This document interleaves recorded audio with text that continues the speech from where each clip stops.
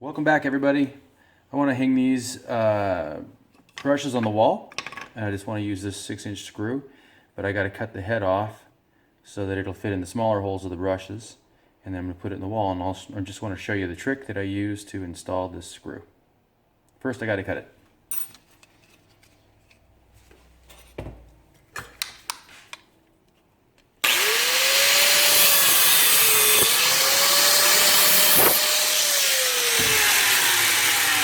Okay, now get that to stop.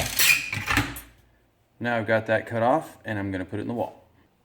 Okay, so I want to put the brush right about here. There's my mark. This is a plywood sheet wall, so I can go anywhere. So I just take that, chuck it into a drill, put a little bit of a slope on it so that the brushes won't slide off. There it is.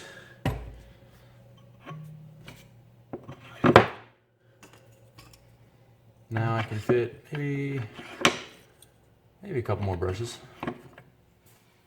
There it is. Hope that helped. Take it easy.